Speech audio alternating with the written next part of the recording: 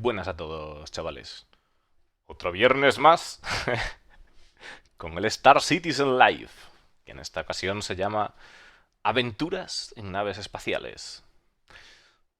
Saludos Tango, saludos Chiquilín, saludos Superpelao, saludos Roy Roger, saludos RV. Y al lío.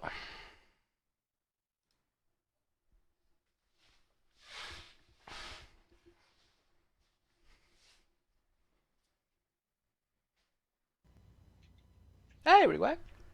Hi, everybody. Welcome to another episode of Star Citizen Live Adventures in Spaceships. I'm your host, Jared Huckabee, and joining us on the show this week for a discussion of all things related to the vehicle experience are members from our UK and Frankfurt studios, Richard Towler and Yogi Klatt. Richard, Yogi, how you doing, guys? Nos van a hablar los líderes de la experiencia vehicular de diferentes estudios. Yeah, I'm great, thanks. Thanks, pretty good. Good. It's good to be here. Now we don't often get to do a show from multiple studios at the same time. So we've got you up on the split screen here, and you're actually almost a little bit bigger than life size right now. as I look like, I mean, I've got a big head, and you guys are, I don't know. It's just usually. Yeah, I've got a really big head. It's not good. I have to special order my hats. That's why hats are such a trademark for mine, because I literally have to special order them online. I can't walk into a store and buy a hat. Bueno, están hablando de que, dice Disco, hablando de que los veo muy cabezones porque están a más tamaño de la realidad, que están en dos diferentes estudios con la pantalla partida y que él encarga gorras especiales, las tiene que encargar porque el tamaño de su cabeza no puede entrar simplemente en una tienda y comprar una gorra, un sombrero, ¿no? So, it's also why I have neck problems. All right, so if this is your first time on watching Star Citizen Live, you have to fight. No, Star Citizen Live is the show where we Si esta es vuestra primera vez en Star Citizen Live, tenéis que pelear. take our developers and we pose to them questions from you, the Star Citizen community. You can submit your questions in. Está hablando siempre de las preguntas que se pueden enviar a través de Spectrum, a través de entre corchetes, a través de su directo, en questions en mayúsculas y tal. Se pueden ir preguntando e interactuar con ellos mientras hacen el directo. RobertSpaceIndustries.com. And then throughout the week, we were collecting questions on Spectrum for folks who couldn't be here with us live. They also got to vote up which questions they wanted to see answered most. Now, as always, it always happens to some extent. Some portion of the questions that come in during that phase aren't necessarily accurate or correct for the show, the topic of the show, or the devs that we have. One of the things that we Bueno, como siempre, lo que hacen es que solo seleccionan las preguntas que tienen que ver con el show y con la gente que está involucrada, ¿no? Si son preguntas que van dirigidas a otras personas, pues las tratarán de evitar, ¿no? Si no pueden responderlas. The vehicle feature team, which is the folks who create features that go into spaceships, like the component systems or scanning, stuff like that. And then the vehicle experience team, which is who we're talking about today, or talking with today, rather. So to start things off, what is vehicle experience? Make it make sense for all of us. So the way that I describe the vehicle experiences, it's about the feel of certain experiences within the game. So it's the cockpit experience and the way that feels, the way we translate G-forces and speeds, accelerations, and it's the way we do that through the third-person camera. But it's also the balance of the ships and the balance of the game in general. Estaba preguntando a Discolando que explique lo que es nuevamente el equipo de experiencia vehicular, que viene siendo, pues, se basa en lo que es probar las sensaciones que transmite la nave, las fuerzas G, la sensación de velocidad, pero también se encargan del balanceo. And we're also looking at the combat experience. It's how the combat works and feels, and how we communicate that to the player and make it all feel good. So really, I just describe it as the way things feel. También el tema del Would you combate, agree with that, I have Yogi? la nothing to add. experiencia del combate y demás. Yeah, it's the ethereal, it's the ephemeral, it's that in Hollywood here, it's that it factor. It's the thing that you can't always explain about it.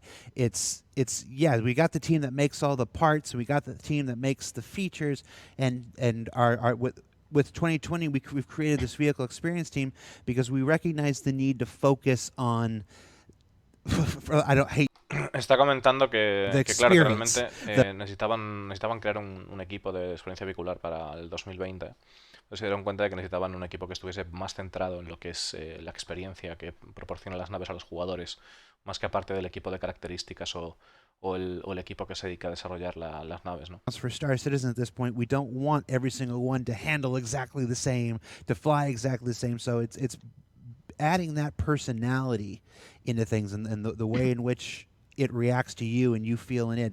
It's a wonderful thing. That's why we're excited to have you on the show. And if you want to learn more about the Vehicle Experience team, besides what you're about to see for the next approximate hour, don't forget to check out last week's episode of Inside Star Citizen.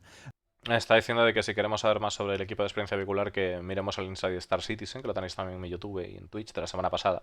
And who am I forgetting? You are forgetting Lucy. Lucy, jeez, I literally was like, makes it all work. starts with an L. And Yeah, all- it's all right. She's only the person that brings it all together and makes sure everybody's on task. It's not an inconsequential part. It just like, all right. So with that, we've done the intros. We've explained how the show works. We're gonna get into the questions, digging through the metric tonnage of Gib Carricks that are in the chat. It's on its way. What do I want to say? All right. So right off the bat, the number one most voted question in the thread throughout the week was, "What's the state of physicalized components?" We already saw them a while ago. What is key? Está hablando que una de las preguntas más votadas, la pregunta más votada fue ¿cuál es el estado de los componentes fiscalizados en las naves y qué es lo que les impide ponerlos ahora mismo, ¿no? Lo que son pues los escudos, las plantas de potencia y demás. You'll hear more about that in the future. I'm not going to say when, but we're working on a thing for vehicle components. Just hang tight on that. So, to the questions that are actually appropriate for our vehicle experience team. Claro, dice que en este caso, pues esta pregunta no tiene nada que ver con la gente de experiencia vehicular, del equipo de experiencia vehicular, y que están haciendo algunas cosas interesantes para lo que es los componentes, pero que nos hablarán de ello en el futuro. Can we please have the option to power on the ship from the ship entrance instead of having to go all the way to the pilot's seat to do that? Yeah, well, that sounds like a really cool feature to add. I mean, you can do all these cool things with cars. You can even call your car now to you, in this present time. So, that's obviously something, we could consider going forward. So what did you think, Yogi? I would agree. It sounds pretty cool, but at the moment it's not on our immediate to-do list. Claro, está diciendo de si habría la posibilidad de poner, o sea, de encender la nave sin tener que dar toda la vuelta y sentarse en el cockpit. Dice que es una opción interesante, pero que también estará la opción de que podamos llamar vehículos dentro de la nave. Aunque yo personalmente prefiero que solo se pueda encender la nave desde el asiento del piloto, ¿no? No tiene mucho sentido que se pueda encender desde cualquier lado. It happens with things like this, and it seems like a really cut and dry thing. I can't call my car. I don't have that nice a car, but I can at least unlock the doors from 50 feet away. It seems like a rather obvious thing, but these things have to be these things don't exist in a vacuum.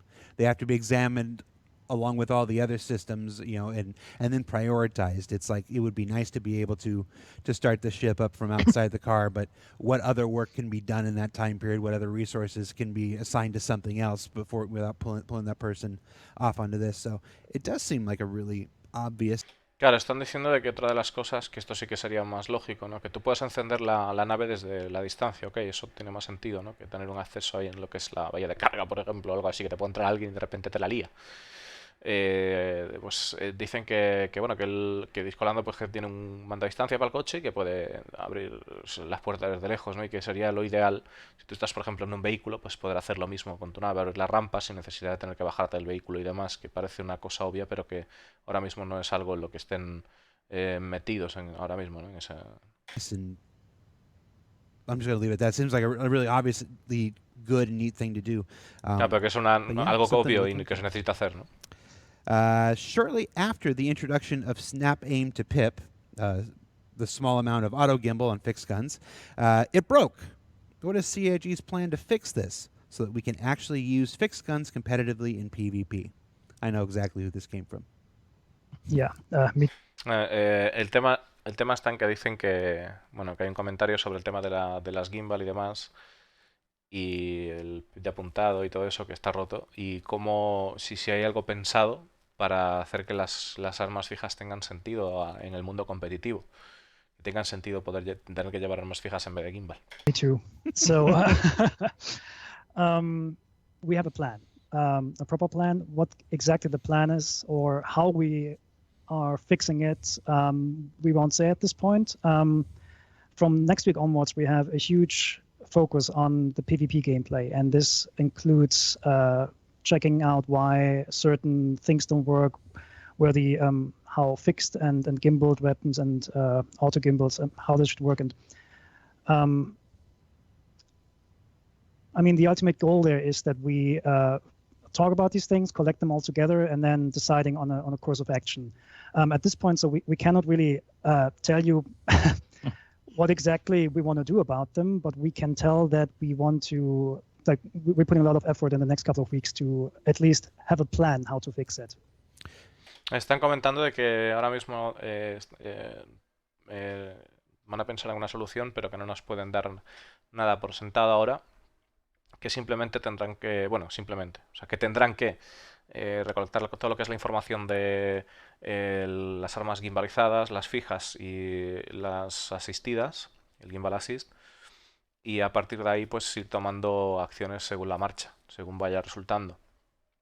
Y bueno, pues eso, que la idea es que durante estas semanas se van a centrar bastante en el tema de PvP para tratar de mejorar las cosas, pero que hasta ahora o sea, que ahora mismo no nos pueden dar una respuesta de cómo lo van a hacer, sino que es algo que se tienen que plantear cómo van a resolver ese problema. Yeah, that might come up a couple times throughout the course of the show this week. You guys have a summit about this literally next week. Next week. Yeah. Here in So Frankfurt. yeah, so lots of things to consider. Claro, dice que van a tener una reunión sobre el tema la siguiente semana en Frankfurt sobre el tema este de PvP y demás. Keep doing that. We learn. I know folks learn a lot from watching from watching combat happen on Twitch, on YouTube. Obviously, participate in the forums on Spectrum. Part of what's going on with the summit is we're collecting all this feedback. Bear is really great with those player experience reports and gathering all your feedback. So please continue doing what you're doing, guys. Está comentando de que la gente que streamea contenido y tal, que sigamos streameando para recoger feedback del combate, pues es algo que ellos revisan y que van acumulando información y evalúan cómo se va viendo el combate, que ellos les ayuda esa información. Helping towards everything. Que sigamos haciéndolo, ¿no? Let's see. From the live chat, what factors do you take into consideration when deciding how a giant ship should fly? Claro, ¿qué factores tomáis en consideración cuando decidís que cómo una nave grande, una nave enorme, debería volar, debería comportarse en vuelo? So as far as a giant ship goes, it depends on its overall mass, but also its thruster layout and also its purpose as well. So it can be a big ship, but the big ships can have many roles. You can have an explorer ship, you can have a cargo ship, you can have a fuel ship. So there's certain characteristics we always try and apply to those type of ships and maneuverability. So if we take the Hammerhead, for example, that's actually quite maneuverable because it's a combat ship, where ships like the Starfarer are much more slower and cumbersome because it's a big heavy fuel tanker. So we try and put... Está diciendo que dependiendo de que lo primero que hacen es revisar las características, el propósito de la nave y evidentemente la masa y todo eso, pero sobre todo el rol parece que juega un papel importante en el sentido de, por ejemplo, si tenemos una Hammerhead, que es una nave que se dedica a combate, se mueve mucho más ágil que una Starfarer, que se supone que es un monstruo con tanques de combustible. Put that feel into the ships, that character, and each ship's got its own unique identity based on the balance, but also whereabouts the thrusters are on the ship as well. So that defines how it feels, and how close the thrusters are to the center of mass on the ship as well can have an impact on the feel of the ship. Claro, dice que también la disposición de los impulsores de maniobra y cómo están distribuidos con respecto al centro de masa de la nave, pues ellos tratan de transmitir esa sensación al jugador, buscan transmitir esa sensación al jugador de cómo debe comportarse la nave basado en también la colocación de los impulsores. So there's several factors that come into it. Sí que son varios factores. Cool. Uh, speaking of the speed, can you elaborate on high-speed combat? There's currently a card for high-speed combat on the roadmap. What's that entail? Yeah, so it's probably no ¿A qué se refiere la información que se ve en el roadmap sobre combate a alta velocidad? secret now, seeing as it was out on the forum the other week that we were basically. So it was basically some early experimentation that we were doing internally to change the speed of combat. So basically, we want combat to engage at a lower speed than it does now, because the higher speed that combat engages at, the worse the general experience gets. So we don't want to fake it and just and artificially force people to combat at low speed. We want to look at the way that systems perform at high speed and how that would happen in the real universe. So we're looking at shields, and if you go faster, how does the shield react on the outside of the ship? And that would encourage players to engage in combat at lower speeds rather than higher speeds, where perhaps there's more risk of being taken out by an opponent. So it's just to kind of encourage that kind of closer engagement in combat, because we found that the experience in combat gets better if it's much closer and at a lower speed than high speed. Están hablando de las diferencias de combate de lo que sería altas velocidades y bajas velocidades, que parece que la experiencia, ellos consideran que es mejor experiencia, una experiencia más recompensada si se hace a bajas velocidades el combate, y entonces quieren como penalizar cuando el combate se haga a altas velocidades, que tengas como un debuffo, por así decirlo, en el sentido de que los escudos, que no se quedan tan pegados a la nave, no funcionan tan bien como deberían a altas velocidades, y que esto pues si tú quieres encarar o someterte en un combate a alta velocidad, que esto podría penalizarte en el sentido de que sería un riesgo, ¿no? El que te dispararan sin tener esa fuerza de los escudos que tendrías a bajas velocidades. What are your thoughts on But that, Yogi? Yeah, we are not entirely set what these things are going to be, but part of our process for the coming weeks is to do a lot of gameplay tests to figure out how these actually can work. So the DevOps team, they supported us greatly by allowing us to create an experimental gameplay system, so that we can easily just between us try out new gameplay builds and try and iterate on these kinds of small changes. And the high-speed combat changes that we have planned, we can then test and check if they work or not. So that's going to be a really exciting time soon. Que está diciendo de que realmente no tienen nada asegurado, que van a ir metiendo cosas, probando cosas para el tema de altas velocidades y tal, y ver cómo va funcionando, y a partir de ahí pues tomar decisiones y ver si realmente merece la pena, ¿no? Okay. Do you have to think about the impact on racing at all when you do that? One of the questions that came in from chat is about racing, and does the tuning to ships for combat adversely affect the tuning for them for racing? Are you gonna, if you slow these ships down, is racing just going to become boring and tedious? So we don't plan on actually slowing the ships down. It's just that certain things won't perform maybe as well as they do at lower speed. So in the racing ships, we'll still be able to go as fast as they go now. So we don't actually plan to stop players from going quickly. It's just there's an element of risk involved in going quickly if you're in a particular engagement with another player. Claro, están comentando preguntas sobre el tema de las naves de carreras, si estas decisiones que se están tomando para afinar el combate a altas velocidades, si va a afectar si va a hacer que se reduzca las velocidades de las naves de carreras.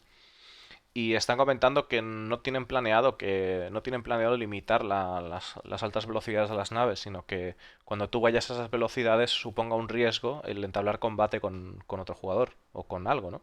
So that's kind of what we're trying to encourage, whereas you'll still be able to go as fast as you can now with the racing ships. Yeah, so it's more encouragement than forbidding something. Somebody in the chat mentioned a cat and rat type of dogfight. I've been trying to figure out what a cat and rat. I know what cat and mouse is, but it depends if it's a scaredy cat or not, right? Because I've seen some videos of rats and they can get quite aggressive. Están hablando de que si van a establecer un combate de tipo de gato y ratón, lo han escrito por el chat, y comenta ahí en plan de coña el de Barbas, ¿no? Dependiendo de cómo salga, porque ha visto ratas muy agresivas. One of the questions from the thread, we actually addressed it a couple weeks ago, but it got voted up again. Have you considered allowing wheeled ground vehicles to use the mouse scroll wheel for speed control? The fact that this keeps coming up and keeps getting voted up, there's a significant portion of people who are interested in this. Yeah, so the difference with current ground vehicles is the current ground vehicles actually don't go very quickly, so it's not as critical. But we do have several improvements that we want to do with ground vehicles, and that's definitely something we consider. Because at the moment that the ground vehicles are kind of limited by the terrain and the current performance on that terrain, but we're looking at several improvements to the suspension system and the way the vehicle interacts with the environment to actually allow the ground vehicles to go faster. So we'll definitely, kind of look at kind of having, a certain speed limit around those vehicles in the same way that it works on the ships as well. Claro, están hablando de poner la posibilidad de ponerle un limitador de velocidad a lo que son los vehículos, igual que a las naves. Y bueno, está comentando, aparte de eso, de que están pensando también en mejorar lo que es la sensación que transmiten los vehículos, que saben que por el terreno, que no se puede ir dependiendo del terreno, en muchos localizaciones no se puede alcanzar grandes velocidades, y van a tratar de mejorar esa experiencia, pues haciendo mejoras, haciendo cambios en lo que es la suspensión de los vehículos y lo que es el agarre de los vehículos también. And it makes sense in the term, like in the gameplay sense, like because we have the same scheme on in FPS that you select your mouse wheel to change your speed, and I see no reason why we couldn't do this on ground vehicles as well. And to answer the question from Atlas Navarro on Twitch, why would you answer it again? Because several hundred people asked and voted it up. So obviously the answer from before didn't quite get to the audience reach we were hoping, and that's why we. If you ever wonder, why are they asking a question again, or why are they receiving it? It's because quite a few people asked it and voted it up. So it obviously still needs to get out there. What's next? Currently, signature detection and stealth mechanics don't really matter. Equipping lower emission components, shutting off components, or using stealth ships don't really affect detection range enough to make a difference in the game. What are we doing about this? El tema de las naves stealth y de la señal de las naves, la emisión que producen las naves, ahora mismo parece que no hay gran diferencia entre lo que es tener una nave en stealth y no, y qué hacemos acerca de esto, ¿no? ¿Qué es lo que van a hacer? So we do have a balance class currently planned that, we're going to look at giving components individual behavior, so players can kind of spec their ships out to achieve a certain type of signature. You can make your ship and you can fill it with stealth components, and we do need to balance that as far as what does stealth mean, and balance all the numbers that actually generate. Está comentando de que tienen pensado el darle configuraciones personalizadas a los componentes, de tal manera de que un jugador pues pueda comprar componentes de tipo stealth, de tipo sigilo, pero todavía tienen que averiguar qué es lo que quieren realmente que haga el sigilo en el juego. The actual signal detection ratios. So so that's kind of part of the overall balance pass that we have happening later this year. Okay. Y dice que parece que pueden tener algo a finales de lo que es este año acerca de ese tema. How much does player feedback truly impact your work? So a lot, actually. Yeah. So we spend a lot of time talking about the community feedback together, and we work with Mike as well to get the kind of latest feedback on the things that we're putting out there and stuff. So it definitely makes a really key difference, and we also have a lot of interaction with the community. As some members of the community will be aware of that. We're always open to talking to the community and really trying to get down deep as far as to understand what the players actually want from an experience. And we've got a really good set of community members that actually are really good at providing feedback. So it's a critical part of our process in developing features. Están preguntando de cómo impacta el feedback que reciben de los jugadores en su trabajo. Y comenta que es una parte muy crítica de su trabajo, en el sentido de que muy importante para su trabajo, y que están en contacto activo con jugadores y están abiertos a escuchar las opiniones de jugadores. Pues quieren saber qué es lo que los jugadores quieren jugar y y qué sensaciones quieren tener. We had actually two instances Y que algunos miembros de la comunidad pues serán conscientes de eso por colaboraciones que han tenido. where this really helped. This was with the head tracking and the look ahead work, where we pretty early during ETF we put out the features out, and they had a pretty reduced, let's say, set of like options and all that, and a lot of feedback came from the community, and they actually caused the feature to be extended in the way how they ended up in the end. So we really value feedback. Of course, we cannot reply to every thread, but we pretty much read everything, and we are aware of the worries of the community. Yeah, it's an important consideration. It's always tough. It's the time taken to respond to threads can be taken actually processing the feedback and putting it into use. It's always a difficult thing to balance that time. We hear that from devs a lot. It's it's between the work of the player experience team and also our community team, and just even me just sits there. Sometimes I see something, I just pass it along to somebody when I think it's like super valid and super helpful, and it's like, yeah, we'll add that to the list, and yeah, we're currently working on that and stuff like that.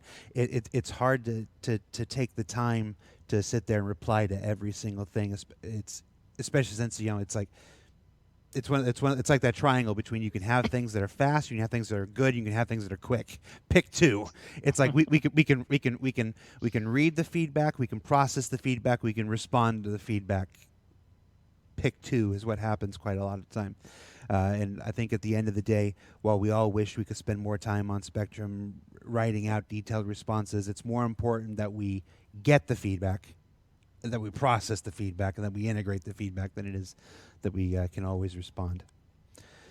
Está diciendo de que el tema del feedback relacionado con lo que es los desarrolladores y demás, que incluso descolando la gente que se dedica a la comunidad o la gente de experiencia vehicular, siempre tratan de recoger el feedback, pero que hay que sacar tiempo para eso y que buscar un equilibrio, ¿no?, entre lo que es buscar tiempo para eso y trabajar en otras cosas de Star Citizen, y que muchas veces tienen que valorar el hecho de si es importante, o sea, tratan de, en la medida de lo posible, de pasar esa información a las personas que ellos creen que son adecuadas para recibirla o que les puede ser de utilidad, pero que muchas veces tienen que decidir entre si procesar y pasar esa información o responder por una cuestión de tiempo. Pues parece ser que, bueno, que son cantidad de post que hay en el Spectrum y pues obviamente pues responder a todo es mucho curro.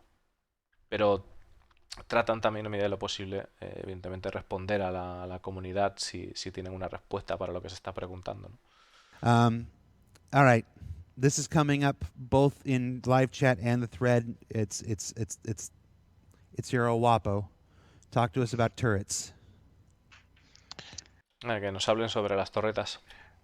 So with turrets, so we're kind of looking at the way that we can kind of fundamentally improve turrets in terms of the way they feel, in terms of the way you move the turret, but also how we communicate, kind of the way you aim with turrets, and also the way they interact with the ship and the way they move to enable the players to be more accurate with turrets, and also the general balance of turrets and how powerful kind of turrets are.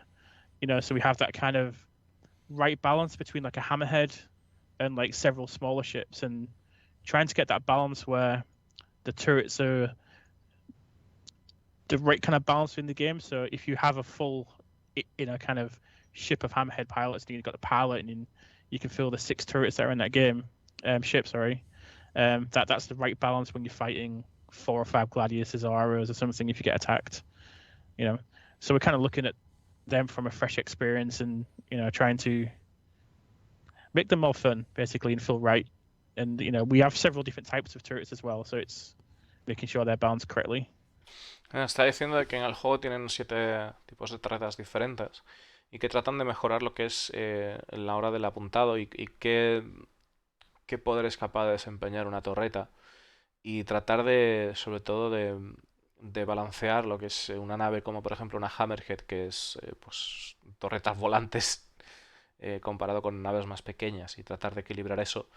Y también el hecho de transmitir la sensación de que cuando tú estés pilotando, o sea, cuando tú estés a bordo de una Hammerhead y estés a bordo de una torreta, si te están atacando 6 Gladius, que tengas la sensación, la, la percepción de que realmente está siendo asediado por varias naves. Tratan de conseguir y de mejorar esa experiencia, ¿no?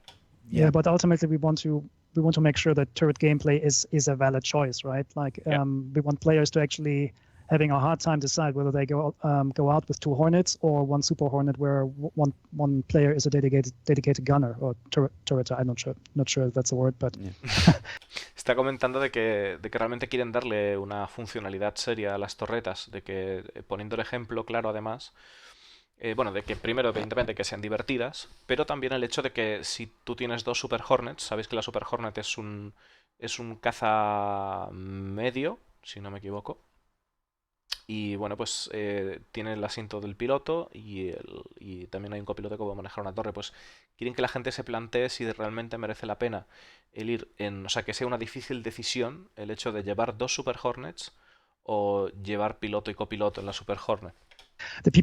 the person who uses the turret. So yeah, there's a lot of work to be done, and we're aware of that. And we cannot tell you when we're going to do that work, but it's going to be us who do the work. Dice que no saben cuándo harán ese tipo de proceso, de trabajar así con las torretas, pero definitivamente serán ellos los que se encarguen de hacer esa tarea. If I'm allowed to play backer advocate here a little bit, we over the years, we've heard a lot. We've heard multiple teams all that we're gonna take this stab at turrets and we're gonna make turret gameplay better. It can kind of seem like Lucy with the football and in Peanuts, like, okay, this is the time we're gonna make turrets better. Why are turrets such a difficult thing?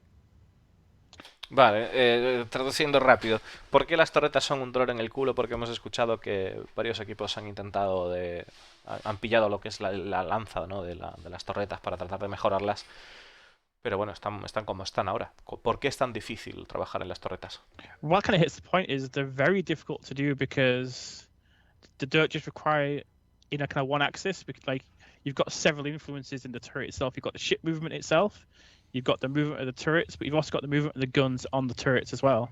And then the way that works with the aiming systems, that's a very, very difficult thing to balance and to get right. So like players are struggling to move the turret in the right place. Where they're trying to aim something, so they're trying to aim at a moving target while the turret's moving, while the ship's moving, and that's just something that's very, very, very difficult to do because, it's fair to say that turrets don't really work that well in real life for that reason. So it's just very difficult. But we're up for the challenge again, and hopefully we can make those improvements. Dice que es un reto porque la torreta depende de varios factores, depende del movimiento de la nave, del movimiento de las armas que están en la torreta y del movimiento de la torreta en sí misma. Y acaba de decir con eso lo que estaban comentando de que creo que querían poner armas gimbalizadas en las torretas, igual están probando eso. Y bueno, pues que disparar en movimiento con una torreta, objetivos en movimiento, con tu nave en movimiento, pues que es una tarea difícil el tratar de mejorar lo que es la percepción, la sensación que tiene el jugador y hacer eso interesante para el jugador, ¿no? They will eventually work properly. Dice el otro que eventualmente funcionará correctamente. I know it's like I said, I was playing advocate there for a little bit. It's definitely something we're tremendously committed to. I know Chris believes in it a lot. Everybody believes in it a lot. It's definitely it's a core element of of multi-crew gameplay. We want the choice between flying one ship with turrets versus flying 3 individual ships to actually be a choice. It's just a... Claro, dice que es algo en lo que están muy, muy metidos, lo tienen muy presente, el tema de las torretas, que creen que es una parte muy importante de lo que es el juego multijugador, y quieren realmente que el hecho de que tú vayas en una nave con torretas a llevar 3 naves individuales, que realmente la opción de ir en nave y torretas que sea una opción real, ¿no? It's just something that's going to take some time to do, but que Chris confía mucho en ese proceso y demás, y que I'm tiene confianza en que eso salga adelante. I sit here and promise that you guys are going to be the ones to get it, but I feel good about your chances. Okay, we've heard a lot about the new UI tech. What can you say about actual improvements to ship user interfaces? ¿Qué nos puedes decir acerca de las mejoras de la interfaz de la nave? Que por cierto, Discord los ha dicho antes que cree que tienen una oportunidad realmente de hacerlo, que no dicen que vayan a ser ellos dos quien lo consigan, pero que tienen posibilidades de arreglar el tema de las torretas. Y a ver qué nos cuentan sobre la interfaz de las naves. So as far as feature development goes, so we're working much closer with UI to communicate the actual underlying feature that we've developed as designers, and how we communicate the levels of that feature to the to the player, so they can see and feel what's going on, and also they understand it very quickly. So we're kind of trying to do a better job on our side. On my side is to explain the feature underneath and actually break it down of all the different aspects of what we want to communicate to the player and at what points, and to make sure that's communicated with the UI. Seeing a lot of... Me parece que la respuesta ha sido que lo que están tratando de hacer es que a la hora de que la nave nos hable, digamos, nos indique qué está sucediendo, pues la interfaz sea algo pues fácil de entender y fácil de entender por el jugador, y que están trabajando pues en que esa relación entre interfaz y nave pues tenga sentido para que nos represente las diferentes situaciones, los diferentes estados que tiene la nave en ese momento. Questions about parking cameras or landing cameras. I know it's probably a vehicle feature thing as opposed to a vehicle experience thing, but do you have thoughts on parking cameras? I mean, like I said, we have them in cars now. You go in reverse and a camera comes on, you see it on your screen. Is that something you'd like to pursue? Is there a reason you'd be against it? No, so as Buenas, Monkey. Están comentando de que qué pasa con las cámaras de parking, que ya vemos en muchos coches que hay cámaras para aparcar. Y si, bueno, estaban hablando de meterlas ahí en la barriga de algunas naves y demás, a ver qué nos cuentan. as far as the development of the new cameras goes, we put the new cameras in for first and third person, and these are kind of like the first iterations of these new cameras for us. But also now we're looking at the future and we're going, actually what features do we want to include now in the camera, going forward for future versions of it, and these can include kind of parking cameras where the camera moves, based on the landing pad or, the way you're landing, but also just general features, even for ground vehicles where, it's the way the camera moves when you're driving up hills. It doesn't work the same way it does for ships. So we've got to develop different systems on top of the current camera to kind of support different vehicles, and that can include different, play styles and, in terms of parking ships and, parking ground vehicles, and how it works with collisions, which is quite a complex problem to solve, which is one of the kind of key things we did last year and the start of this year, was looking how we can make the camera work within all the complex kind of landing zones we have, where if you're moving the camera somewhere, it can actually collide with various objects and various other ships. And it's how the camera deals with that collision so it still feels right, so it's not snapping or it isn't clipping objects. So we've got a lot of features planned for the camera going forward. We haven't, Gotcha. Dice que tienen varias cosas pensadas para el tema de las cámaras, y que definitivamente pues tienen que incluir algunas características a las cámaras, en el sentido de que tengan algún tipo de movilidad dependiendo de la zona en la que estés aterrizando, o que acompañen, ¿no? Y asimismo también no solo en las naves, sino también en los vehículos de tierra, e incluso incluir diferentes tipos de cámaras, como serían algunas que ayuden a, por ejemplo, pues meter un vehículo en el hangar de una nave y demás. Pues que todo ese tipo de cámaras que tienen que estar, tienen que mirar. Ahora mismo está en una iteración muy básica de esa cámara, pero tienen que mirar también el hecho de que hay muchos tipos diferentes de naves, muchos tipos diferentes de vehículos, y que a la hora de utilizar ese elemento, esas cámaras, que no haya colisión o que no se interfiera con los objetos al mover la cámara y demás, que es algo que pues, es lo que están trabajando, lo que tienen que trabajar. Here's a question for somebody who watched last week's ISC. Are you really a glider pilot, Yogi? Or I won't say what the second half was. This person's incredulous about whether you're actually a real-life glider pilot or not.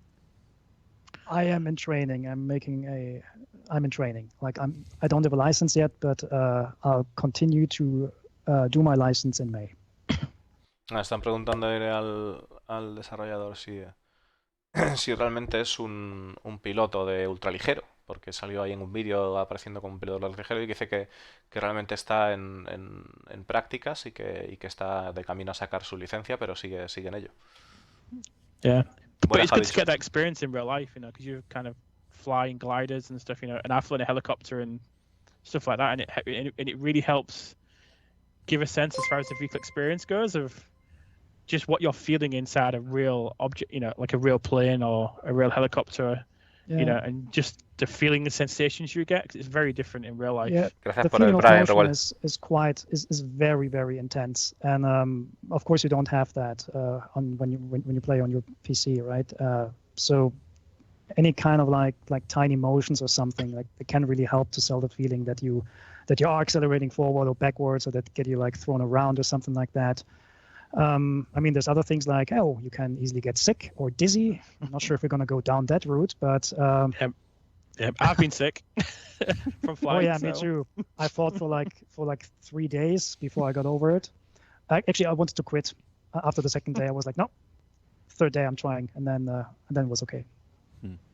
Claro, dice que evidentemente las sensaciones que transmite lo que es el vuelo ultraligero que no tienen nada que ver con un videojuego, no se pueden transmitir esas emociones o por ejemplo que te puedas encontrar mal, ¿no? Que de hecho estuvo como una semana al principio cuando estaba empezando a volar en ultraligero que se sintió pues fatal, ¿no? Y que estuvo a punto de dejarlo, pero que siguió con el tema de las prácticas de vuelo. I got to fly a Cessna back in like 1989. Not take off and land, just one that says where you're in the air and then they let you fly, and I inadvertently turned the plane upside down like within 10 seconds of flying it the very first time, and I've never attempted to fly a plane ever again. So how was that? Tell me more. Nope. Yeah, I think it's buried dark down there, the experience, I think, after that. Okay.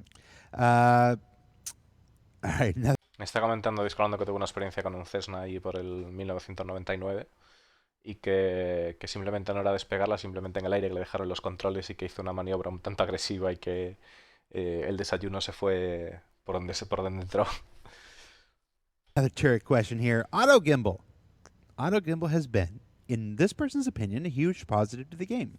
As much as others may want an extremely high skill curve, and I don't particularly mind having one from this. I'm reading for this question. Combat was an absolute workout, not only on your body but your equipment as well. Auto gimbal helps address this. How will you guys address fixed weapons, as I feel currently it won't be as enjoyable due to the extremely high aim requirements when using them? Es otra pregunta jodida. Están hablando del tema del gimbal assist, que realmente el gimbal assist lo que hace es eliminar la curva de aprendizaje que teníamos antes, ¿no? Que era una curva de aprendizaje más complicada, tenías que volar más horas para aprender a apuntar con armas fijas. Y lo que está pidiendo aquí un jugador es precisamente que cómo van a hacer, cómo tienen pensado para quizás hacer las armas fijas más accesibles. Okay, that is a long question. Yeah, I think I can shorten it up to, what are you doing to help fixed weapons? Estoy viendo la cara de este pavo y yo creo que... Espero que no le siente mal a la del comentario, pero creo que cuando dice que hagan las armas fijas más accesibles, se le está ocurriendo poner un barra rude y fuera, ¿sabes? So the same as before. We have a plan. We have a couple of strategies laid out, but we cannot really tell at the moment what the exact results or the implementations on solutions for that will be. We are aware that fixed weapons are not like, especially in the PvP context, are not like competitive. Oh, sorry. I'll allow it. But like we should have a good picture how to fix those over the next couple of months. I mean, including that, like we're currently investing a little bit more into analysis tools, so we can trace back exactly how ships fly and how bullets and missiles fly around and what kind of motions they do. So that should help us to figure out what kind of like approach we take. Está diciendo que tiene una herramienta de análisis con respecto a lo que viene siendo el comportamiento de los misiles y las balas y el movimiento de la nave, cómo se comporta todo eso alrededor de ellas, y que a partir de ahí pueden acercarse a alguna idea para tratar de trabajar con las armas físicas, o sea, con las armas fijas y qué es lo que quieren hacer con ellas. Yeah. I know that doesn't exactly, provide the answers that a lot of folks are working for. Trust me, as I'm commonly known to say, that this is a marathon, not a sprint. We'll find some point where we can check in with Yogi and Rich and the vehicle experience team after, after their summits, after they continue to develop stuff, and we'll get more information for you in the future. Ya está diciendo que evidentemente pues en cuanto hagan las reuniones pertinentes podrán darnos más información acerca de qué es lo que tienen planeado en el futuro para las armas. Richard, you mentioned flying a helicopter. This next question is about hover mode. What's the status of the hover mode replacement part 2? Part 1 was the proximity assist. Is there a part 2, or is there just additional tweaks? Yeah, so it's kind of more additional tweaks to the actual flight model itself. So going forward, we're going to change the efficiency of the thrusters and atmosphere. So they're going to be more reliant on the aerodynamics of the ship, and that's going to make the ship's VTOL thrusters, for example, much more critical to their kind of atmosphere flight. So that's kind of more where that's kind of more the direction we're going, where it's going to feel like the aerodynamics are more important, and it's the thrusters that are struggling to keep the ship up. So it isn't really a replacement for hover mode. It's more just doing hover, the way that ships hover, more accurately now. Mm-hmm. So we're not kind of adding like this extra mode on top to solve a problem. We're actually just modeling what the ship would behave like. So that's kind of a important change going forward. Yeah, the next question is. Con el tema de la levitación de las naves en la atmósfera y demás, dice que los VTOL van a cobrar más importancia y que bueno, con el tema del hover mode que había antes, que no van a hacer un cambio de esa manera, sino que pues se van a centrar en cómo debería de comportarse la nave en esas condiciones. It's actually about aerodynamic effects. It says currently certain aerodynamic effects don't have a significant impact on players. For example, the maximum airspeed a ship can reach in a dive is nearly equivalent to the maximum airspeed in a climb. What steps are being taken to iterate the aerodynamic flight model and make it closer to what players expect? Yeah.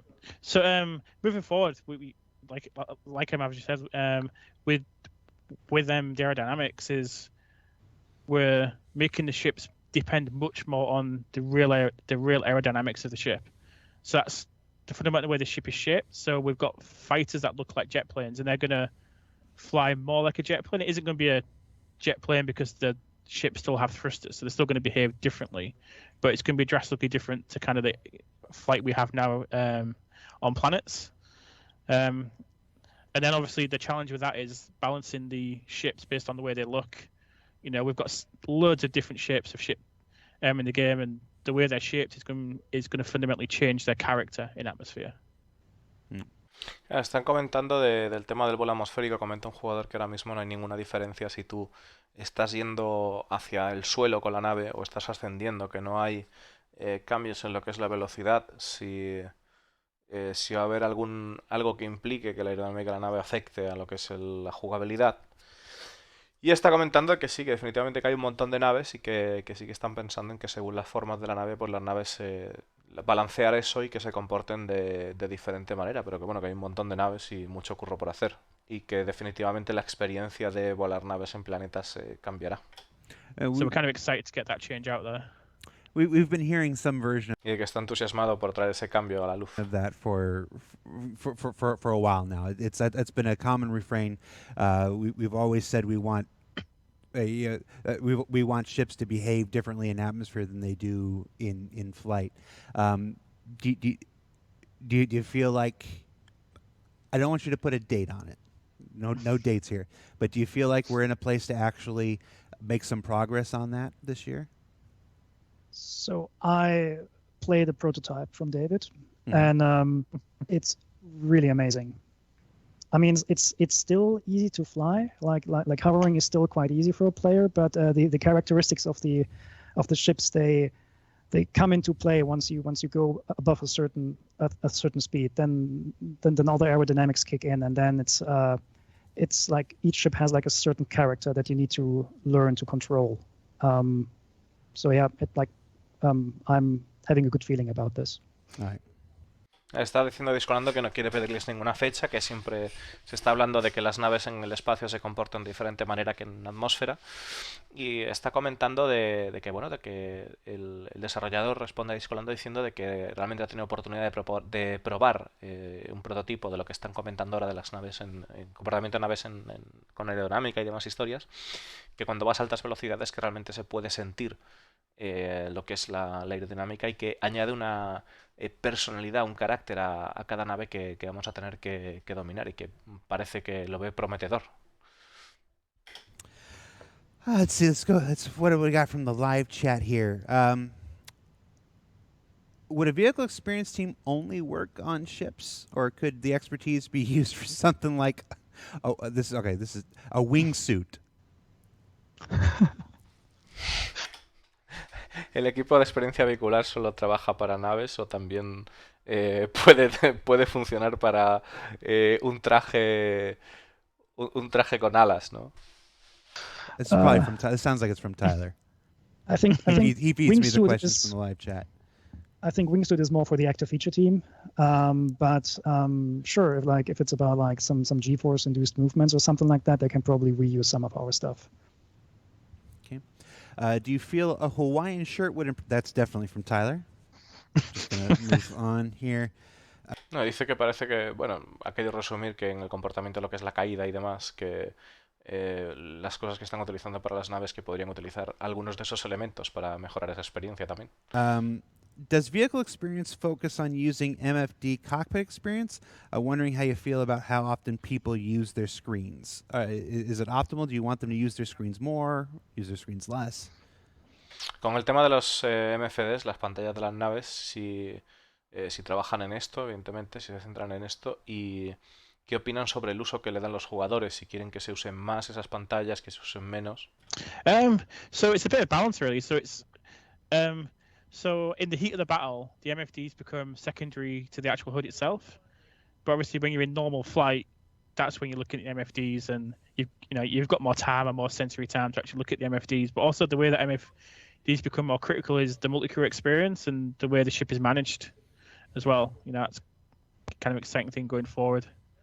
For us, but also the critical for us as far as communicating the actual balance underneath that we do. So when we create different types of power plants and different type of coolers, it's critical that we communicate what that actually means for the ship and the way that performs. So that's kind of one of the exciting things with MFDs, is we really want to kind of showcase the balance underneath, and they're kind of critical to that. Están comentando de que en lo que son las MFDs, realmente cuando estás en vuelo que es secundario, que cuando tienes vuelo normal tienes más tiempo para mirarlas, pero requiere tiempo para mirarlas, y que realmente que es una cuestión de equilibrar eso, ¿no? Es una cuestión de equilibrio, ni tanto ni tampoco, o sea, ni mucho ni tampoco, ¿no? Y dice de que una de las cosas que quieren que muestren las MFDs, cuando aparezcan los diferentes tipos de plantas de potencia, diferentes coolers y demás, que se vea el rendimiento reflejado en el comportamiento de lo que es esos componentes, reflejado en lo que son las MFDs. Hablando con Chris Roberts, que quieren que se transmita la mayor cantidad de información posible de lo que es el estado de la nave a través de esas MFDs. Yeah, but you wouldn't necessarily rebalance during a fight, right? Like, I mean, stuff that is vital to the, let's say, to the flying or the combat, or where you have where you need to make quick decisions. Those things will always be readily available via key or hold task commands or something like that. Yeah, actually. Claro, está comentando de que las acciones relevantes en cuanto al combate, como por ejemplo cambiar unos escudos o demás, siempre habrá la posibilidad de vincularlas a una tecla rápida, no tendrás que ir directamente al panel. There's a question coming up. Where was it? It's a good time for it. Let me skip ahead to it. Several ship functions are not bindable and therefore unusable for joystick users, such as shield hardening. Can we expect keybinds to be added for these functions in the future? I think yes. Una de las cosas que no se puede bindear y que es un poco tedioso para la gente que utilizamos palanca de gases y joystick y demás, es el endurecer los escudos. Si nosotros tenemos la MCD, en lo que es el escudo, si hacemos clic, por un momento fortificamos ese escudo de tal manera pues que tiene más aguante. Entonces, de que si tienen pensado poner una tecla para si tienen pensado que se pueda bindear y dice que cree que sí. Sorry, it's a really short answer, but like anything that is just like a simple click or which makes sense and like that. So if that function would actually be on a like easily reachable for a pilot or be somewhere on a HOTAS, then we would offer a keybind for it. I know that there's like a couple of things are left there, but I think ultimately we will be adding those. Me dice que hay un par de cosas, un par de historias relacionadas con eso, pero que definitivamente acabarán añadiendo esas para ponerlo en un JOTAS, para poder poner esa tecla rápida. We just talked about improvements to aerodynamic flight. How is that going to work when additional weather effects come online? Is it going to be Is it going to make certain ships impossible to fly in atmosphere? It's definitely going to make some ships more difficult to fly, and they're going to feel the effects of a storm. We've got, obviously we've got different variations of storms as far as how fast the wind's blowing, but if it should just come out real life, because at the moment in the UK, we've been having a lot of storms recently, and a lot of planes have been struggling to land and had to abort landings. So it's definitely going to have an impact on some ships more. So so if you've got a ship what isn't very aerodynamically efficient or has deficiencies in the wings, let's say that just isn't shaped correctly for that type of flight, it will struggle more in those storms. It will struggle. It won't stay on the ground, right? I mean, you can still just go up by just pointing your nose up and just push with everything you've got. Yep. Claro, está comentando del tema de si las tormentas o los efectos climáticos afectarán también a la aerodinámica de las naves. Y dice que, bueno, que efectivamente que ellos él está en Reino Unido y que el aeropuerto ahí pues han tenido que hacer aterrizajes forzosos y que sí, evidentemente está pensado que afecten y que hay diferentes tipos de tormentas dependiendo variando la velocidad a la que sopla el viento y que efectivamente pues si una nave no es aerodinámicamente compatible, digamos, pues sí va a sufrir más en lo que es una tormenta y está comentando el compañero que definitivamente es una tormenta fuerte y tienes una nave que no es demasiado aerodinámica, pues tendrás que utilizar todo lo que tengas para salir de ahí, ¿no? From the live chat here, does your team work on ground vehicles as well? Do you have any thoughts on how you would like, or would you like to share how you feel hover vehicles are handling at the moment? Yeah, so as far as ground vehicles go, we'd love to kind of tackle those and improve those, because as the planets have got better and better, with the V4 planets now look absolutely amazing, and it's great to drive on those planets as well, and take the bikes on those as well. So I feel quite kind of strongly and passionate about ground vehicles. So that's definitely something the vehicle experience team will be tackling going forward. Están hablando sobre el tema de las motos, de los vehículos levitantes, ¿no? Y demás. Que ahora mismo la experiencia es una cacota y que definitivamente están pensando en mejorar esa experiencia, ¿no? Okay. Dragonfly, Nox, etc. I mean, Rich is a former e-racing driver, right? So yeah, many he's goes passionate. in a previous lifetime. I used to play racing games quite a lot. You were a professional. Almost, yeah. Would you say that ground vehicles in the past have had the same level of attention to them as spaceships? I mean, I know the answer. I'm setting you guys up here. To my point of view, anyway, it seems like obviously Star Citizen at first is it's a spaceship game. We obviously rewrote a lot of stuff specifically for our spaceship handling and stuff. It doesn't seem to me like ground vehicles have gotten the same level of attention in the past. Would you say that was true? Yeah, that's pretty fair to say. I mean, the big part of that is, as a team, we wanted to make the main focus of our improvements towards the flight model because that's what Star Citizen is. It's about flight and flight to these planets. So, there isn't any point in having amazing ground vehicles if the journey to those planets is terrible. So our kind of focus is getting the flight model to a standard that we're really happy with and has the feature set that we want it to. And then once we're happy with that, we can move on to the ground vehicles, as they become more critical because, as more ground vehicles get released and the planets get better, you can take these ground vehicles now around the universe, and drive them on all kinds of planets. Está comenta un comentario de que quizás no se le daba tanta atención en el pasado a los vehículos terrestres como a las naves, y efectivamente están contestando de que sí, de que evidentemente Star Citizen va sobre, en un principio el foco es sobre las naves y sobre volar a diferentes planetas y demás.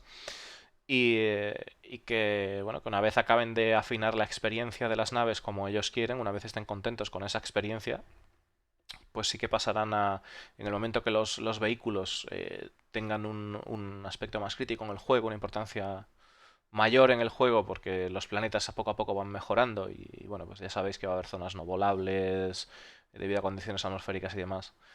Pues ahí entonces ya se centrarán en lo que es el tema de los vehículos terrestres.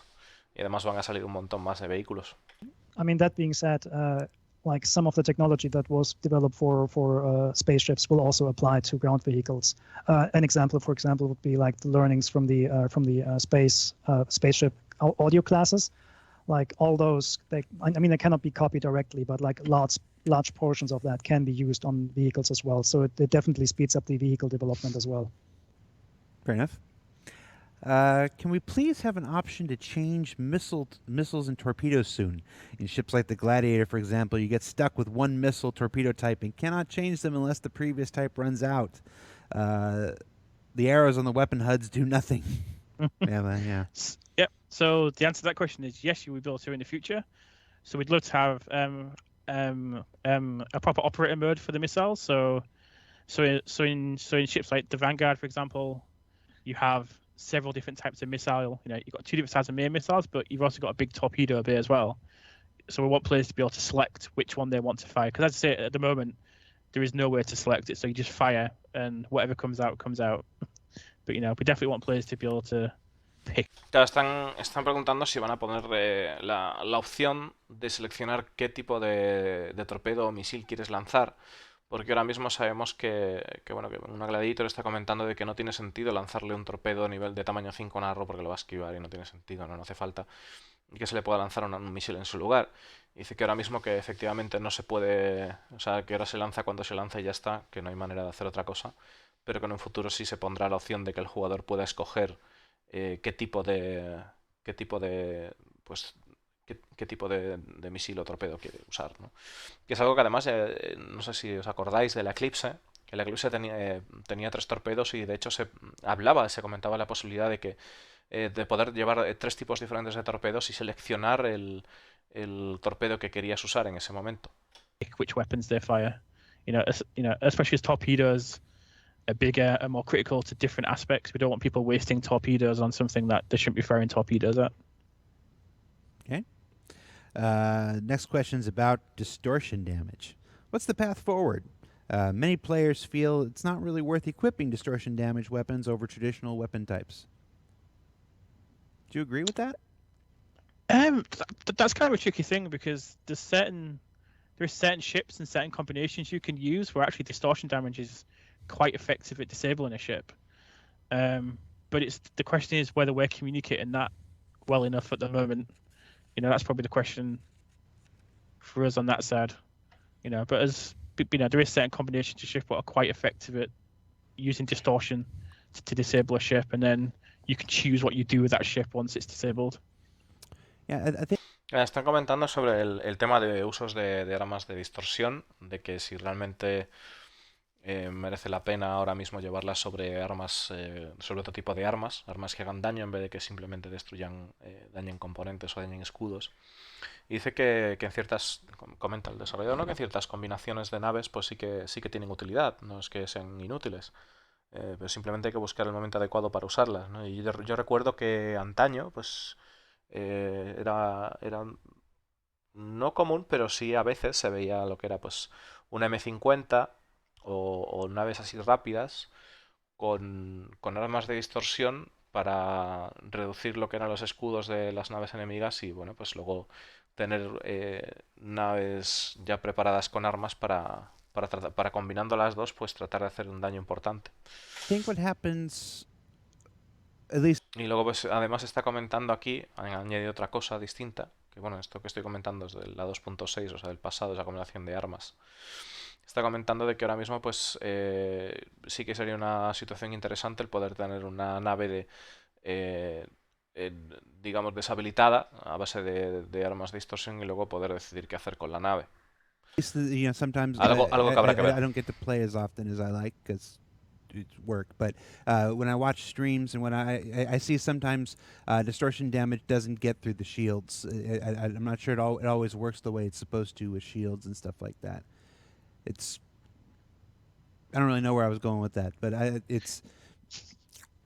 don't know. That's kind of something for us, kind of on the balance side, is it might work fine with some components, but it might not work fine with others, and it might not have the intended thing, which is where the kind of analysis of the combat side for us is going to come in, where we're triggering certain events when this happens, so we can understand actually what's happening to these systems when distortion's used, and is it having the effect that we want it to, and is it having the right strength to actually bring a shield down, so that's kind of more kind of data analysis on our side to do. When we're looking at combat and the type of combat that players use and how effective it is.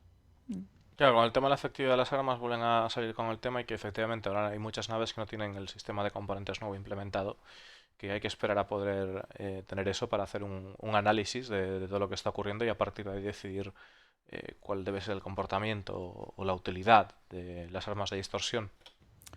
Well, chat, as I'm looking at chat, chat's not agreeing with us at the or not agreeing with you at the moment. We'll put it that way. So maybe that's something worth taking some greater look at. Yeah. Yeah, because chat seems to think distortion is well, I'm not going to use the words they're using, but they're not suitable for broadcast. So it might be something we're looking more. I mean, it's a work in progress, into. right? I mean, if it doesn't work, we'll fix it up eventually. Okay. Are you going to do anything about the horrendous oversteer on the Constellation series? So we've currently, go ahead. So it's a big ship, has a lot of mass, so so is it going to feel as agile as some of the smaller, kind of medium fighters? But we do have a kind of big balance passage here where we're looking at all the ships together, and we're looking at how they fit together and whether certain ships have the right performance for their class type and their purpose. So it's definitely subject to change going forward. Parece que están hablando si van a hacer algo sobre el horrible comportamiento de la Constellation, que dice que es algo que definitivamente están mirando de cara al futuro, dependiendo del propósito de la nave, como ya indicaron antes, y que bueno, que es definitivamente algo que tienen que mirar más adelante en todas las naves. I suppose that probably goes the same for shields.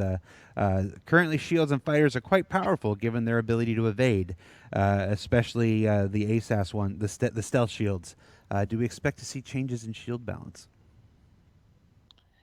Yes. So I'd say expect to see changes, and as kind of Yogi said, we're having the summit to kind of really decide what those changes are going to be, and see if the ideas that we have are actually end up with the result we want, or do we have to go a different direction? But that's what this summit's about, and this is what all the analysis we're doing is about. It's understanding the systems and the way they interact with each other. Dice sobre el tema de escudos, si hay pensado hacer cambios a los escudos, y dice que efectivamente van a hacer una reunión y en esa reunión pues valorarán qué tipos de cambios se le tienen que hacer a los escudos. To get the gameplay that we want. Y qué tipo de estilo de juego quieren para esos escudos. With aerodynamics playing a big role in handling, should we expect to see things like flaps or panels to help slow ships, as opposed to just things like the space brake? That's an interesting question. Well, in atmosphere, yes, right. Yes. So essentially, if you're going forward a lot and you actually manage to just let's say you fly Gladius and then you just really harshly pull up and you just expose the whole surface of the ship against the wind, you will slow down a lot. So yes. Bueno, están comentando sobre los flaps y otras movidas de frenos de aire que tienen los aviones y además si ese tipo de comportamiento se puede esperar en las naves de Star Citizen, y efectivamente dice que si tú levantas el morro de una Gladius con el roce del viento, efectivamente si vas en esta dirección pues te acabará frenando. Definitivamente ayudará a frenar. Have you started working on the vehicle experience for the Ranger yet? And if you have or haven't, how hard do you expect that to be? So we haven't started yet. But yeah, it's got its own unique challenges. But that's the same as anything in the game. It's always a challenge getting that right feeling. Yeah. Están hablando si han tenido la oportunidad de probar la Ranger, que es la moto de 2 ruedas de Tumbril. Y dice que todavía no han tenido oportunidad, pero que seguramente vaya a ser un reto como otras muchas cosas que hay en el juego. Okay, I know who this question is. I don't actually have the names for people, but sometimes you can just tell. Currently, 31 of 36 fighters this person has tested have higher retro thrust than maneuvering thrust, even though most retro thrusters aren't visibly larger than maneuvering thrusters. And some of these ships don't even have dedicated retro thrusters to begin with. Why are the ships like this, and do we expect changes in the future? Yeah, so the reason why our ships are like this is the ships have very fast acceleration on the y-axis, so you can go very quickly. But if we made it that the size of the thruster defined the actual thrust itself, some of the retro thrusters would take a long time to slow down. So the ship would move very quickly in a straight line going forwards, and it'd roll quickly, its rotations would be very quick, but it would feel terrible trying to slow down. So it'd feel really strange. So it's part of the kind of overall balance we're looking for, is to have ships that can actually slow down as fast as we want to. But it depends on the type of ship as well. I mean, we've got some ships like the Hammerhead, for example, that has its 2 retros at the front, and that does actually take quite a long time to slow down. But then you've got fighters which have kind of maneuverable thrusters as well as the fixed thrusters that can help slow it down. But it's just like a car. It's kind of the opposite, really. So with a car, you have acceleration up to a certain speed, but it can slow down almost 4 times quicker than it can accelerate, for example. So obviously we don't want that with the ships, but that's kind of one of the feelings behind it, is we don't want ships to feel like they take forever to slow down. Yeah. Because it'd be really hard to engage at that point. Unless you just swing the ship around and just slow down with your mains, but that's not something we really want the players to have to do to slow down. Yeah, I'd also say that Están hablando sobre la potencia de los impulsores en general, de que, bueno, dice el pavo de que hay no sé cuántos, 31, 32 cazas que tienen mucha más potencia. Parece que tienen mucha más potencia para lo que es frenar que acelerar y demás. Y que porque ese es el motivo, ¿no? Porque es una nave, no es un coche, ¿no? Entonces que dice que está hablando sobre el tema de los coches, de que realmente que tú en un coche que frenas muchísimo antes de lo que pillas velocidad. Pero comentan de que realmente no quieren transmitir esa sensación misma que tenemos en un coche, pero sí que no darle necesidad al jugador para frenar, digamos que tengas que hacer la rotación, ¿no? La que me habéis visto a mí hacer muchas veces, que hago un desacoplado, giro y utilizo los motores principales para frenar, sino que depende del tipo de nave también. Por ejemplo, la Hammerhead tienen solo 2 impulsores en la parte frontal de maniobra, y que otras naves tienen eso, a mayores de impulsores de maniobra en los costados móviles, que también ayudan a frenar y que dependen del tipo de nave, pero quieren hacer algo que sea pues relativamente parable, salvando las distancias, en lo que comentaba antes de que frene tan rápido como un coche, ¿no? the idea that the retro thrusters have to be larger in order to counter the forward momentum is a bit of a fallacy. It's the size of them is not something that's bigger is not automatically more powerful, and something that's smaller is not automatically less powerful than something that's bigger. Yep. So on a typical ship, you have like 4 thrusters underneath and 4 thrusters on top, and let's say 2 at the front. But when you're flying the ship and you're rotating the ship, it has those 4 thrusters moving. So that's so it is using a lot of energy. Whereas with the kind of retro thrusters, you're only using 2 thrusters to slow down. So they can actually have more power. Defined to those 2 thrusters in that axis. Yeah, and then things like the Card 2 Wall don't have retro thrusters at all. It just rotates the main thrusters, right? Yeah, and got lots and lots of little thrusters around the ship as well. We're almost done here.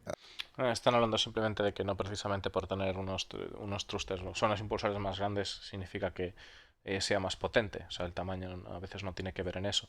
Pero sí están comentando de que a veces como que las naves, la típica nave tiene 4 impulsores abajo y 4 impulsores arriba, y que puede que a veces para frenar la nave sería más sencillo el ponerla pues de boca abajo, ¿no? Que fijaros que también es algo que yo hago con la Cutlass Black, que me habéis visto hacer con la Cutlass Black y con, y con también la Terrapin, ¿no? Que como tiene además los VTOL a mayores, lo que hago es que en vez de frenar la nave directamente girándola, ¿no? Como hago como haría con una Gladius, lo que hago es que le pongo el VTOL y la pongo de barriga y le doy todo para arriba, ¿no? Porque además de los impulsores de maniobra, pues me ayuda también los motores VTOL.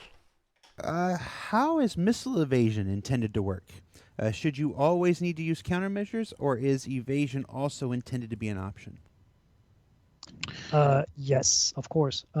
It would be pretty frustrating that just because you run out of countermeasures that you always have a guaranteed hit from a missile. So no, evasion will be, I mean, definitely an option. I mean, it depends how fast you can accelerate from it and finding the right point when to accelerate away.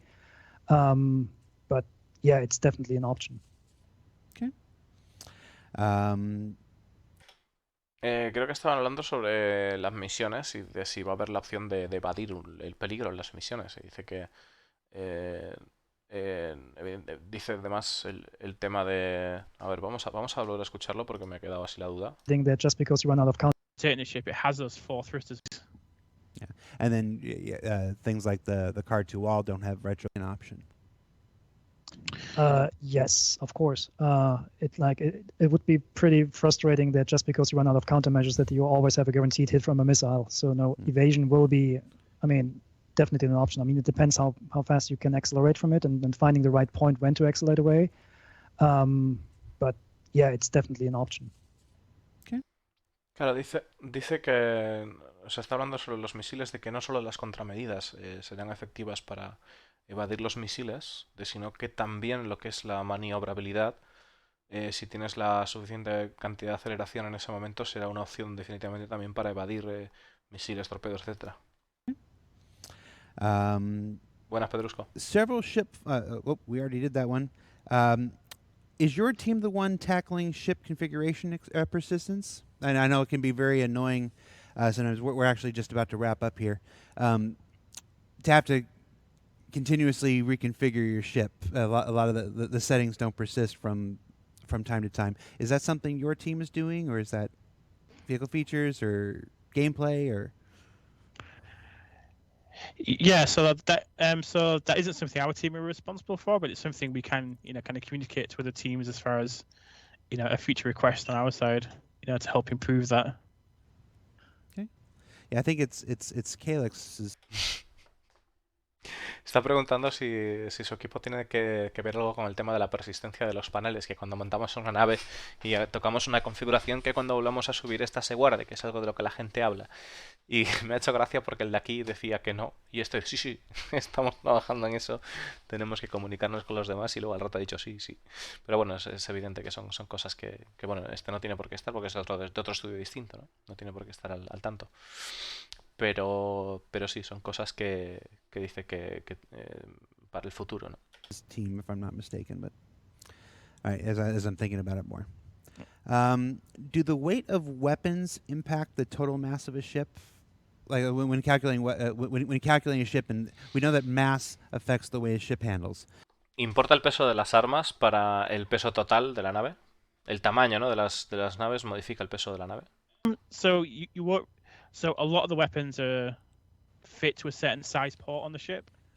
So they're all kind of very similar sizes. So the mass difference you would feel would be very, very minor on that.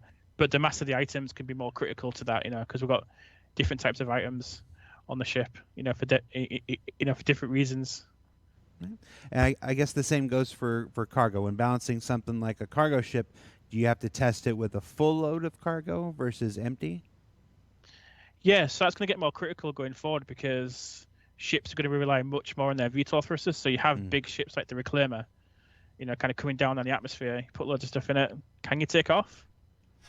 We've got to make sure we cover that with the tuning, because we don't want a big ship like that stuck on the planet. Yeah. We are just wrapping. Claro, están comentando sobre el tema de que bueno, que realmente sí que afectará, pero no será una sensación demasiado perceptible en lo que es el tema de las armas. No será algo que se aprecie demasiado, el tema del cambio de la masa producida por el cambio de armas, ¿no? De tamaño de armas. Sí que comenta que, sin embargo, algo crítico será el tema de la carga y los objetos que llevamos a bordo de la nave, que eso sí que modificará, dependiendo del peso pues, de los objetos que llevamos, pues sí que modificará el comportamiento de la nave y que una de las cosas que, por ejemplo, tienen que ajustar es que el tema de la Reclaimer, ¿no? Que está hablando de la Reclaimer con VTOL, que no quieren que una nave de ese tamaño, de esas características, se quede atascada en un planeta, que tendrán que mirar a ver cómo resuelven eso también. Wrapping up here, from the chat, I know the Buenas, vehicle Raquel, experience buenas, team Rubén. hasn't been together for very long, but are there any particular breakthroughs you guys have made so far that you're especially proud of? As far as so far, I'm pretty proud of the effort the team put in with developing the cameras. Yogi did a really good job, and Johnny did a really good job of bringing lots of different systems together to get the feel across for the cameras. That was kind of our first features as a team together. So that was kind of a really good feeling when that went out, and it had generally quite a positive reaction from the community. And as Yogi said earlier, it was great to get feedback from the community as well. And that helped us develop the feature as well, and kind of support the community and allowing the players to tune the camera to feel how they want it to feel. So we provide the experience of the camera, then the players can actually fine tune that themselves to their own needs. So that was a really good feeling getting that out. Cool. Está preguntándole si hay algo de lo que estén, qué es de lo que más orgulloso está del trabajo que están haciendo, y parece que el tema sobre las cámaras que estaban comentando antes, del trabajo que están haciendo con las cámaras en general, de cómo vemos el juego, y de la posibilidad o sea, de brindarle a los jugadores la posibilidad de poder ajustar esas cámaras a sus necesidades. How about you, Yogi? I would concur with that. It was a pretty good run so far. It was not a long run, but it was a pretty good run. And I thought like pretty much everything we kind of tried out so far worked out okay-ish so far. Though like the really big things are really ahead of us now with the space combat stuff. I just can't say it again. I'm really excited for the end of 2020 when a lot of that stuff will be done. I would love to just look forward now, but yeah. First world. I hear you. Well, that wraps up this week's show, guys. Thank you so much. I know. Está comentando de que estará no sé, bastante contento cuando veamos todas esas características nuevas a final de año, del 2020. Que está entusiasmado por que salgan ya. We've got to get ready for another call that we've got at the top of the hour. So I'm gonna let you guys go. Yogi, Richard, thank you for taking time out of your day towards the end of a Friday. I know we're not done yet. Like I said, we all got a thing that we got to go do. But thank you so much for being here on the show. Remember, guys, you can check out Inside Star Citizen every Thursday. We got Star Citizen Live here on Fridays, and special things starting in just about 2 hours. We've got Luke Presley and Eddie Hilditch. From the mission feature team, from the environment art team. They are doing a live AMA on Spectrum starting at around 11 a.m. Pacific. I don't know what that is, GMT or UTC. But 2 hours from about this moment right now, they'll be live on Spectrum doing AMA about the upcoming Prisons gameplay and the prison systems that are coming online with Alpha 3.9. So you should check that out on Spectrum. So Richard and for Yogi, I'm Jared. We'll see you next week, everybody. Take care. Me parece que debe estar ocurriendo, debe estar ocurriendo ya, ahora ya debe estar pasando.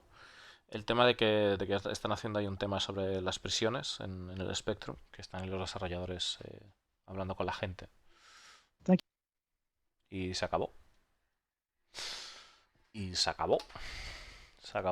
Y bueno, antes de seguir, o sea, antes de finalizar el directillo, vamos a ver ese roadmap, que estáis hablando ahí del roadmap, y a ver qué pasa. A ver qué pasa en el roadmap. A ver qué se cuece. Bueno. Vamos a darle al asunto. Así que sí que. Vale, pues ahí tenemos. Vale. 3.9. Vale, nada, así que Nada así que sea... System, nada que sea aquí tal. Vamos primero a mirar los cambios que han podido hacer. Un cuadro locomotion interesante, 23 de 29. Eso está muy bien. Tiene que estar por aquí el trabajo actualizado en la Carrack. A ver, 176 de 194. O sea que aún le queda un piquito ahí. La 4.0, localizaciones, planeta sin trabajar. Esto casi está completado. Oye, está muy bien. Ajá. Tipos de armas, que esto, bueno, todavía sigue ahí estando. A ver qué hacen con ella al final. Vale, no hay novedades. Esto...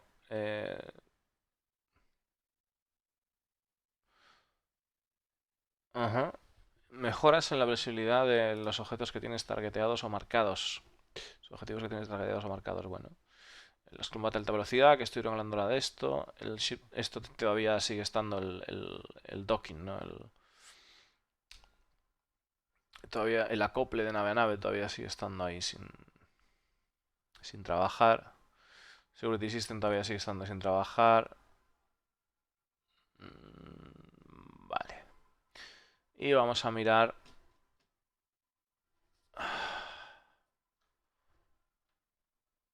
Vamos a mirar esta que dice... Vale. FPS Realistic Weapon Handling. Vale. Vale, añadir una funcionalidad para que la inteligencia artificial pues sujete que las armas de una forma más realista. Ok. Ajá. La inteligencia artificial de las naves para evadir peligros para darse cuenta de los peligros y evadirlos, ¿no? Reacción en acorde, ok. Mejoras en el combate FPS. Vale, equilibrio, tal, todo eso. Improve throw. Sí, esto está muy bien, porque las granadas ahora mismo son un desastre, o sea, las tiras y bueno, no se sabe lo que hace, pero tienen que poner que las granadas tengan sentido tirarlas. Interesante. Ajá. Permitir a los jugadores para agarrar un objeto más grande y moverlo alrededor del entorno mediante empujar o tirar de él, ¿no? Esto está bien. Vale, dar la oportunidad a jugadores de seleccionar qué tipo de misil quieren lanzar. Muy bien, que eso también estoy hablando ahora de él. Ship and Vehicles, Mercury Star Runner. Implementando la Mercury Star Runner en el juego. Ya sabíamos que iba a estar ahí la 4.1, pero bueno, así se convierte en una realidad más cercana.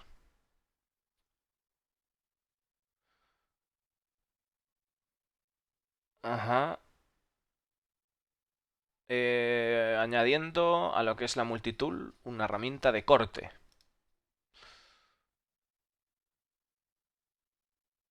Vale, que podremos cortar superficies específicas. Y bueno, lanzagranadas. Pues yo creo que está bien. O sea, pensad en lo siguiente, ¿ok? Pensad en que sale todo el tema de... Todo el tema de Crusader va a salir aquí. Y pensad que están siendo conservadores a la hora de mostrarnos cosas en el roadmap. Y si con la 4.1 sacan todo esto que dicen, y ya tenemos la 4.0, yo creo que, hombre, que va a ser un buen comienzo, un buen paso adelante. Si es que no, o sea, tienen que meter el server mesh, tienen que meter cantidad de cosas que todavía no sabemos, ¿no? Entonces, bueno, hay que tener un poco de paciencia y ver. La verdad, imagino que o sea, el tema de Pyro no le iban a poner la 4.1, o sea, sería un error por su parte. O sea, tienen que tenerlo un poco más finiquitado, un poco más avanzado para poner Pyro. Y los planetas ahora mismo tienen que ver cómo acaban los planetas, cómo los acaban de mejorar, el tema de cómo se transforma el clima. O sea, ¿para qué vas a hacer otro sistema así de golpe, ¿no? Si todavía tienes que mirar cómo funciona lo que tienes, ¿no? Primero dejemos que Stanton se complete y luego ya vamos viendo. Yo creo que es algo que es fundamental.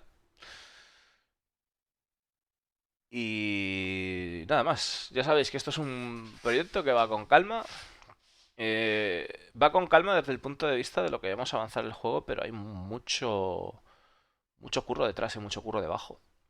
Y bueno, ya sabéis que es un alfa. Cuando compramos el juego ya sabíamos lo que había. Y no queda otra que esperar, tener paciencia e ir valorando pues lo que vayamos viendo, ¿no?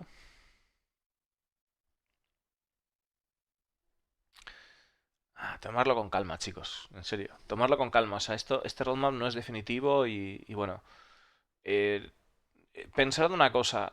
O sea, pensad que si realmente van a mejorar el comportamiento de cómo funciona lo que ya tenemos ahora, cambian mucho las cosas. Ahora mismo el combate es absurdo. Las torretas es un coñazo. Los NPCs bailan, se mueven, saltan. Falta el server mesh. Tenemos un sistema de contactos que da pena. Eh, yo creo que es mejor que se centren en mejorar esas cosillas poco a poco para que se cree una base de comunidad que pueda disfrutar al menos un par de veces a la semana, una vez a la semana del juego y que no se encuentren con errores y errores y errores y errores, ¿no? Pero bueno, todavía queda tiempo. Y nada más, chavales.